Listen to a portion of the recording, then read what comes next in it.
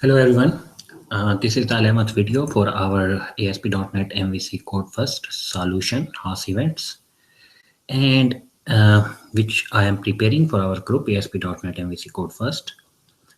So in the last video we talked about the server-side validation, and we have then wrote this code block here, if statement, checking the state of the model, and based on that either returning the user back to the create view or just go forward and save the entry.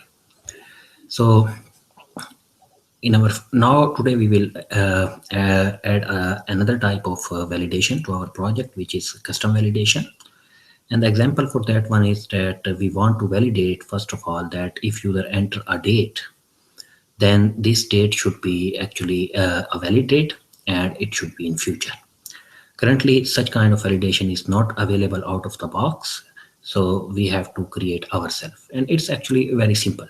So what we will do, we will go there and let's go to view model and add here a class,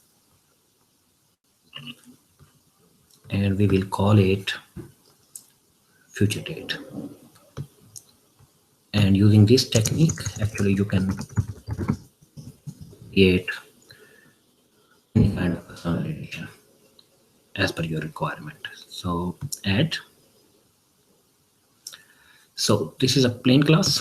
Now we will edit it from the validation attribute.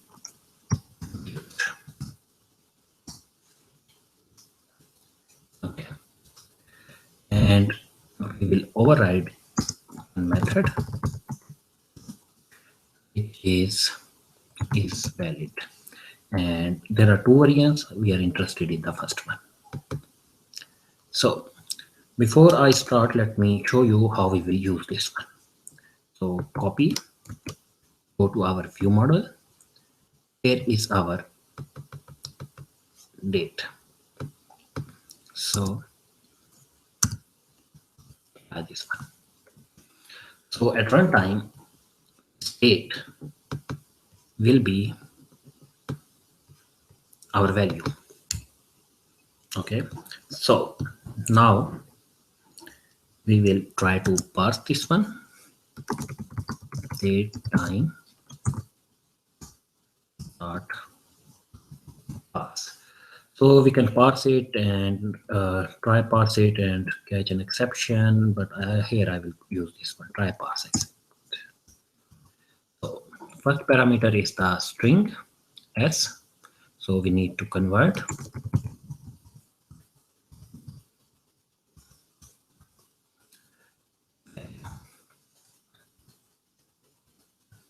In IntelliSense, second parameter is the format. So let's say I want one DE, a 3-letter month, and year.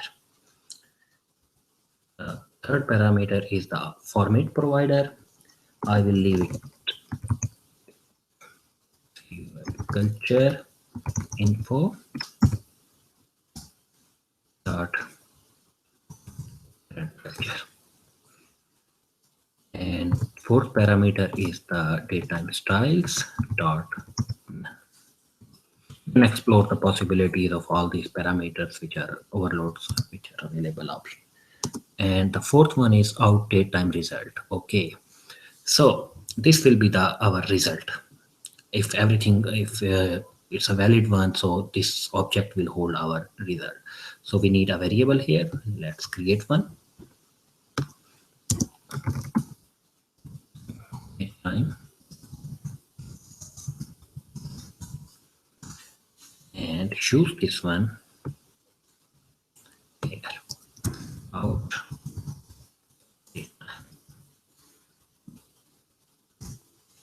And let me, just for readability purposes, let me break these ones. Each argument on one line. Now we will store this one value because it will return a boolean. Is and at the end, let's check if it is also in a future one. So we future date. So we can write an expression, return if valid and time is greater than a time start now. That's it. So this is, let's remove this one and let's give it a try. So we already have this one applied to our view model, and yeah, let's go there.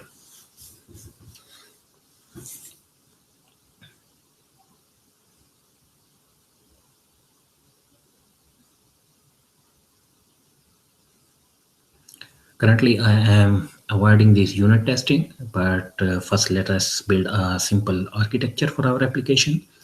Then gradually we will introduce these unit tests, and for future codes, whatever we will write, we will try to code it in a test driven way. So I will go to add an event page. Let me add here Frankfurt, and I will put a value here instead of this one. 10 event type is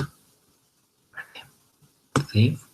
See, our validation is working. And now let me try here to make a date in past. So 12th January 2011.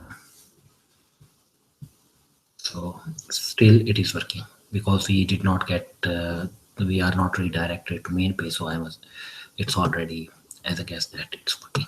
So but we can verify, let me make it 2019 and we will be redirected. So and similar thing we need to do for our time as well. We want to validate that it's a valid time, so I will simply copy this one and change it later to fit in the times. So we will call it valid time and rest is okay. And for the format we can specify hours and minute digits, and at the end we can modify this one like that. So this will validate our time and we can use this one. Let me first move this class to in its own file, move type to file. So it created okay, let me see. I don't know where it saved the file, but let me try again.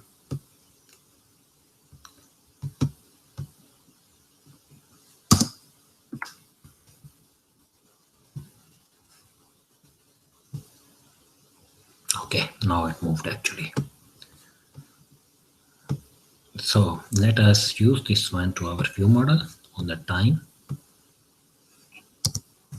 And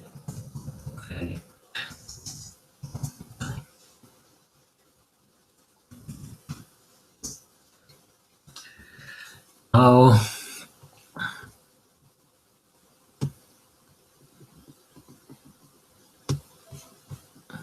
build, let me see if it can take simple build.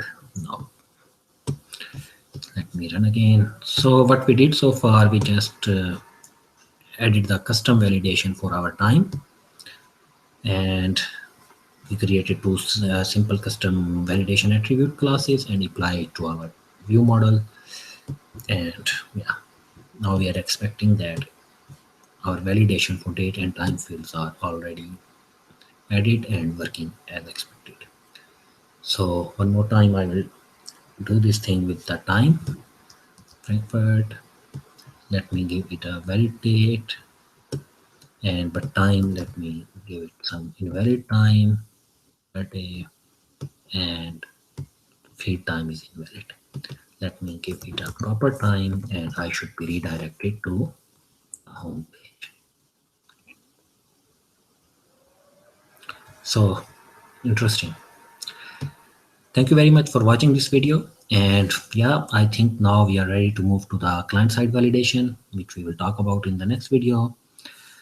Have a nice day. Bye bye.